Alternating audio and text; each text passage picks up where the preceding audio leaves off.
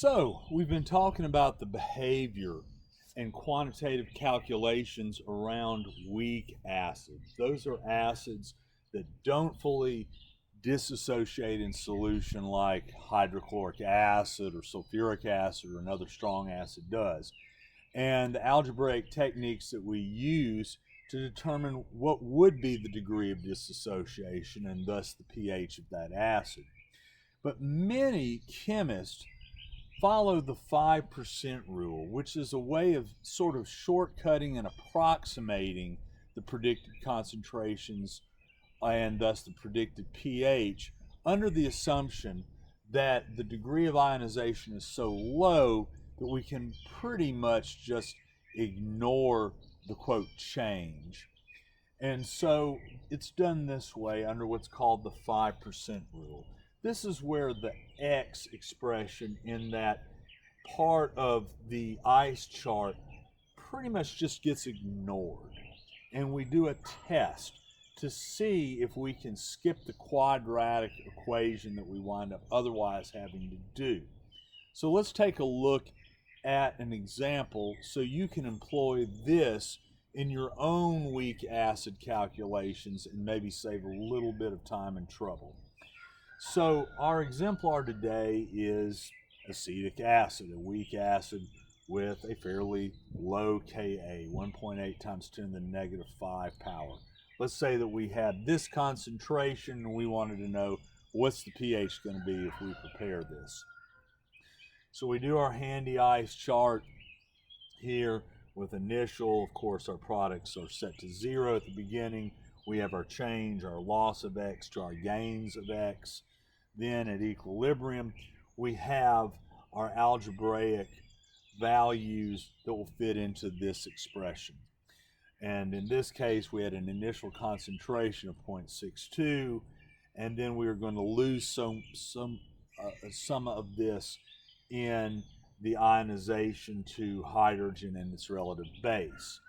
So if we think that there's a chance that this value is going to be so low that we can ignore it, we do the test.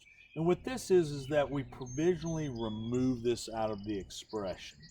And so we simplify down to a much simpler expression here, where we're just simply taking the Ka times the initial concentration and then square rooting it to solve for X.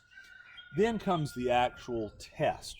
We take that provisional X value and we place it over the initial value and then multiply it times 100, so that if the result is less than 5%, then the X value that is provisional here and thus is approximated is acceptable to use in a practical calculation for predicted concentrations and predicted pH. In this case, we take this answer from the simplified expression, which was 0.0034 of our concentration. We divide it by 0.62, which is our initial concentration, times 100, we get about half of 1%. That falls within our kind of margin of error that's considered acceptable here. And so thus we can simply take the result from our provisional algebraic equation and take the negative log of it, and that's our pH of about 2.5. So why is this considered acceptable? Well, remember this, that both the Ka and what will ultimately be our pH are only two significant figures.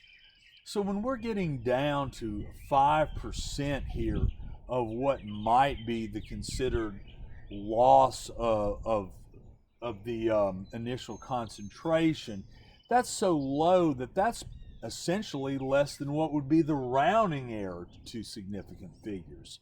So it makes mathematical sense in that, yes, if we could set up the full equation where we do the quadratic, and the difference is so small that it would in no way affect what we actually round to at the end. Now, of course, there is a breaking point where, yes, that X loss is large enough and is significant and would significantly change our predicted result of the pH. scientists have pretty much agreed a lot of the time, for at least general lab purposes, 5% is an acceptable breaking point. And in our case, it certainly will be, because our pH probes, although they're very good, high quality, they're still only able to accurately read to the 10th of a pH. So thus, we really would be wasting time worrying about what might turn into 100th or 1,000th of a pH when our equipment can't realistically measure to that value.